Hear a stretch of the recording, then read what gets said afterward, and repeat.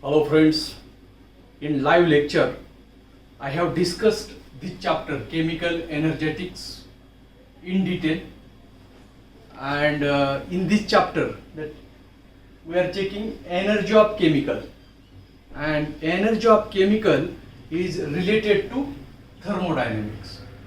So these are the points in detail I have discussed in the live lecture. So now in short we will discuss here all those points. So first thermodynamics, and all others are the terms used in thermodynamics. So first, what is thermodynamics? The word thermo means heat and dynamics means motion.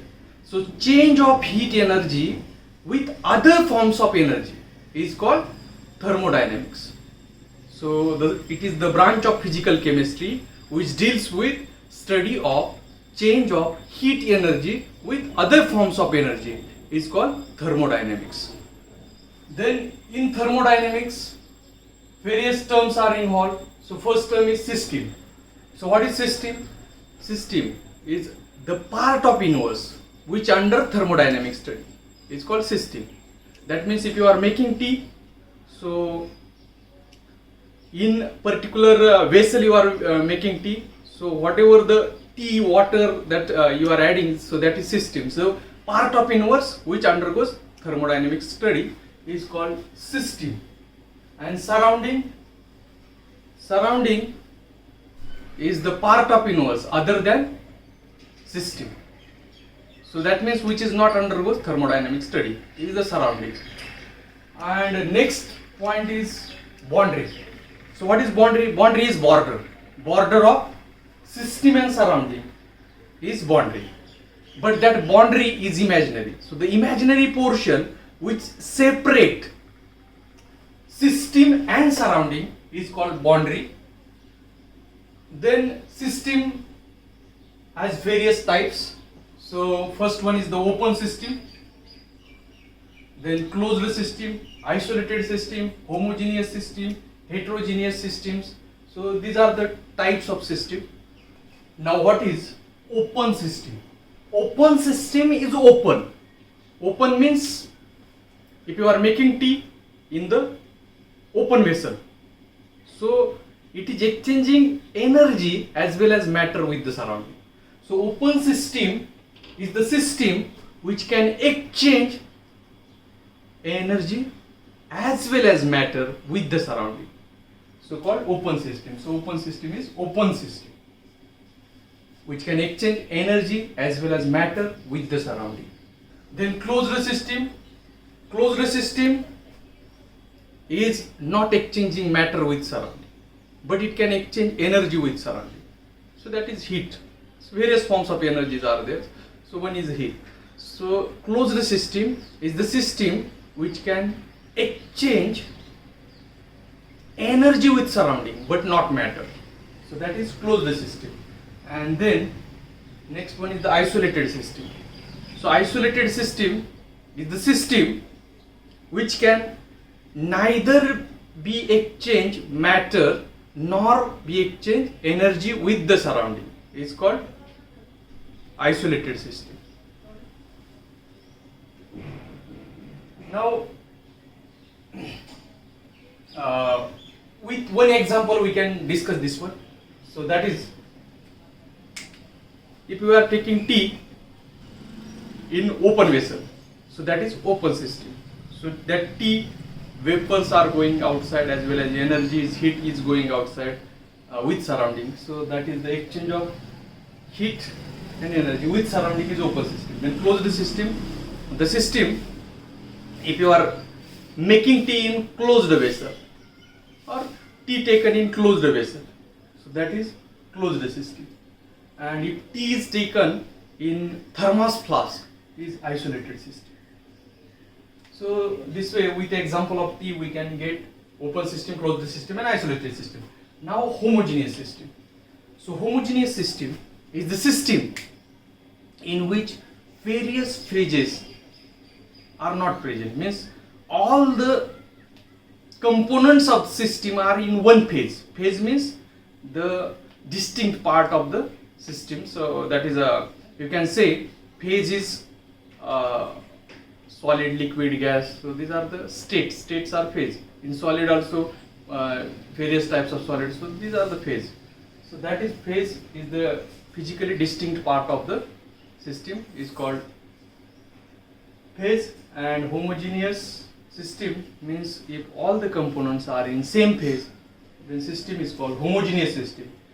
If all components are in different phase, then it is called heterogeneous system. For example, if you are adding sugar in the water, so sugar will be dissolved completely and there is only one phase, that is you will observe only liquid phase. Sugar is not there if it is dissolved. But if you are adding oil and water together, then you will observe two phases. So oil is on the water. So that is heterogeneous system. The next one is the extensive property. Extensive property, extent, the properties which depend on extent or amount is called extensive property. For example, energy, work. So all these are the depends on extensive properties which depend on extent, pressure, volume, then another mass. These are the extensive property which depend on extent. Then intensive property, the property which does not depend on extent, that is does not depend on amount, is called intensive property. For example, boiling point of the particular liquid, boiling point of water. So if you are taking 1 ml water, boiling point is 100 degrees Celsius at sea level. Or if you are taking 100 ml water, boiling point is 100 degrees Celsius. So that means on the amount, on the extent, boiling point does not depend. So that is intensive property if it is not depend on amount. The next is the state of systems. Various variable, various properties, specifically macroscopic properties like pressure, volume, temperature, if are particular, then state of the system is particular. So pressure, volume, temperature, these microscopic properties define the state of system. If you are changing these macroscopic properties, then the state of the system can be changed. Then various processes. Process means if system is changing one state to another state. So the operation or the path by which system is changing from one state to another state is called process. And these are the various types of processes: isothermal process, adiabatic process, isochoric process, cyclic process, reversible process, irreversible process. So first we will see this one, isothermal process. Iso means constant and thermal, temperature. So the process in which temperature of the system is constant is called isothermal process. And if temperature is constant, then there is no change in internal energy. So in isothermal process, delta T equal to 0 and hence delta E, that is change in internal energy, also equal to 0. So that is isothermal process. Then adiabatic process. In adiabatic process, there is no exchange of heat with surrounding, that is Q for this case is constant, there is no change, and delta H equal to 0, or you can say the Q is equal to 0. So that is the adiabatic process. There is no change in heat. The process in which there is no change in heat is called adiabatic process. Then isochoric process. In isochoric process, there is no change in volume. The process in which there is no change in volume is called isochoric process, that is delta Phi equal to 0. Then next one is the cyclic process. So in cyclic process,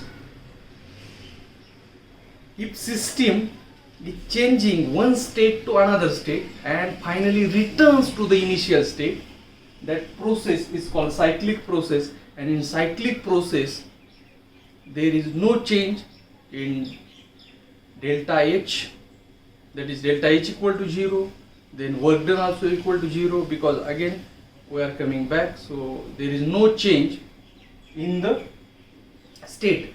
State is changing, but it again return to the initial state. Cyclic process is the cyclic process in which system changes its state by various paths, but finally returns to the initial state.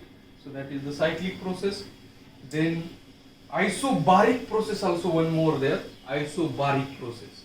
So isobaric means pressure is constant, there is no change in pressure.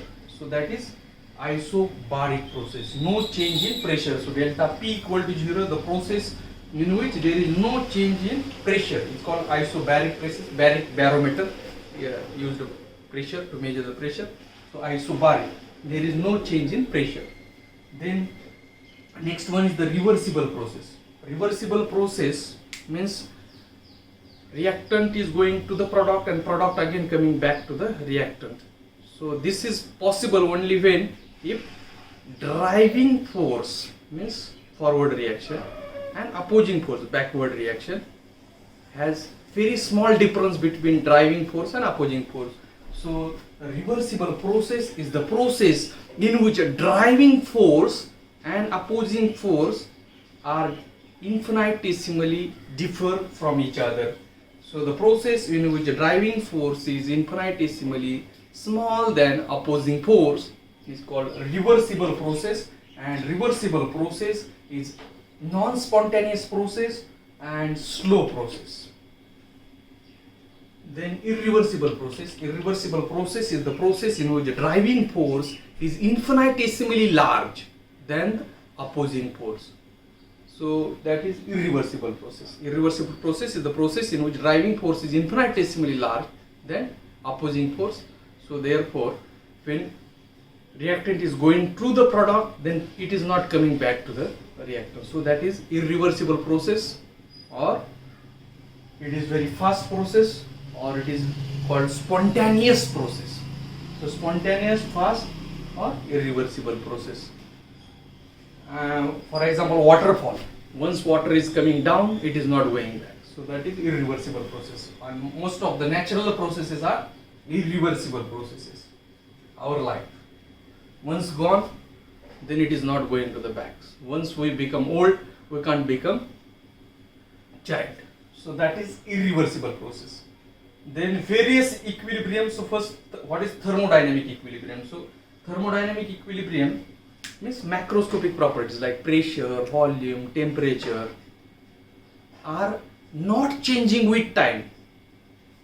Then that system is called at equilibrium and thermodynamic equilibrium. So there is no change in the macroscopic properties with time. That's called thermodynamic equilibrium. So thermodynamic equilibrium is the equilibrium in which there is no change in the macroscopic properties like pressure, volume, temperature with time. Now thermal equilibrium. So these are the three types of thermodynamic equilibrium: thermal equilibrium, mechanical equilibrium, and chemical equilibrium. So now what is thermal equilibrium? Thermal equilibrium means there is no change in temperature with time. So that is called thermal equilibrium. No change in temperature with time. It's called thermal equilibrium, or no change in heat with time is thermal equilibrium. So no change in heat with time. Then the mechanical equilibrium, the process in which there is no change in pressure and volume with time, is the mechanical equilibrium. So in mechanical equilibrium, work done is equal to 0. So there is no change in work. So that is mechanical equilibrium. And last one is the chemical equilibrium. So in chemical equilibrium, chemical means what? Chemical reaction, reactant to product, and again product is forming reactant. So when it is possible when rate of forward reaction is equal to rate of backward reaction. So the process in which rate of forward reaction is equal to rate of backward reaction is called chemical equilibrium. So the process in which rate of forward reaction is equal to rate of backward reaction is called chemical equilibrium. So these are the basic concepts of chemical energetics. and chemical energetics related to thermodynamic, and these are the various terms used in the thermodynamics. So thanks to all of you and have a nice day.